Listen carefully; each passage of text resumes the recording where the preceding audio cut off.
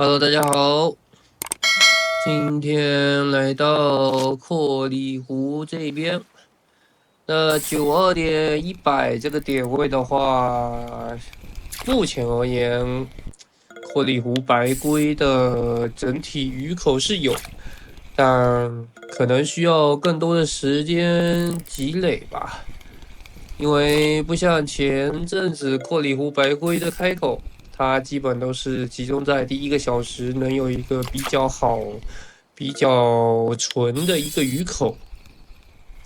但是你不能说这段时间这个点位就不行，因为阔里湖白龟相对来说也是在这个地图比较难获取的一个特产湖泊白龟。那针对于这一点的话，其实我个人感觉，在这段时间的小开口期间，可能更容易钓到这条比较难的一个特产鱼。就我怎么说呢？它这边是有一个很特殊的机制，就对比前段日子阔里湖白龟的开口期。那鱼的整个纯度是提升很多，基本第一个小时有80%的鱼都能是阔里湖白龟，那有少量20%左右的鱼才可能是一些杂鱼。那这段时间的话，这个百宝坑可能说一开始阔里湖白龟的整体分布并不是很集中。那杂鱼的话，整个鱼口会更多一些，但是整体的鱼的重量是平均重量会有明显的提升。尤其像湖鳟鱼啊，或者说是赛防湖鳟这种类似的鱼，包括红鳟，那这些鱼的话的平均数量会有所提升，但是它的整个平均的重量也有所提升，甚至是一个接近上新的一个范畴，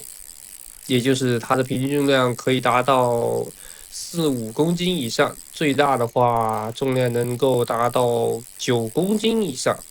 那通过这些平均重量的提升，那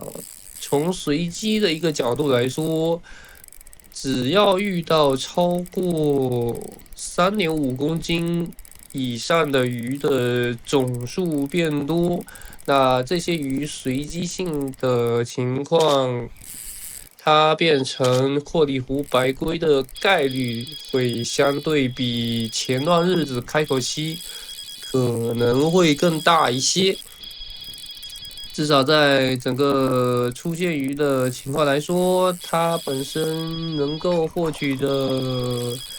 奖杯的话，它是随机化的，所以如果整体的平均重量上升的话，会比鱼的纯度提升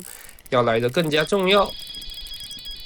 那这段时间的话，我是对敦星这一块是有一定的机制的研究。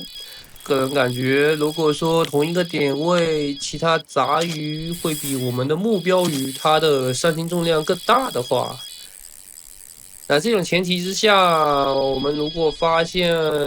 整个渔获当中的平均重量提升，其实是有助于我们得到目标鱼的奖杯。那其实综上所述，我个人认为，在目前这个时期，在这边墩墩阔里湖白龟，应该是有一个比较好的上新概率。那同时，如果说是没有像红鳟啊，没有像湖鳟以及赛防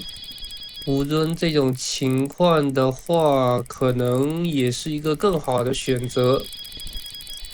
因为这边有挺多的特产鱼，就阔里湖白龟的话，并不是一个单一的一个品种，所以如果说为了在这边蹲心，并且本身在这边的图鉴并不是特别完整的话，那在这边蹲的话，应该是能够至少得到一条之前没有的奖杯鱼。个人觉得在这边的难度也不是很大，像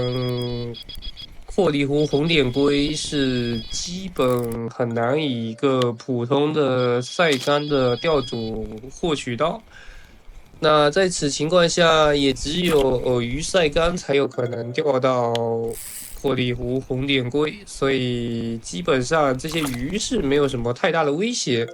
使用9.6公斤的主线，然后无需一个额外的引线就可以搞定整个钓鱼的过程，并且不用担心整个鱼线是不够用的，因为这个湖的话，湖泊比较小，基本上我个人认为600米的主线是完全够用，并且不太可能产生一个清杯的行为。因此，除了时间上的问题以外，基本没有太多技术上的难度。在这边的话，其实主要是整个时间上的把握。我在这边是花了大概4个小时时间，钓到了一些小稀有鱼。欧白龟的话，在这一次也是有个比较大的一个开口。我在这边也是得到2条欧白龟啊，算是开了一下图鉴，因为我在其他地图是已经钓到过。这个鱼的话是比较常见，所以也没有什么太大的难度。来到鱼市这边看看整体的收益，收益是相对有所提升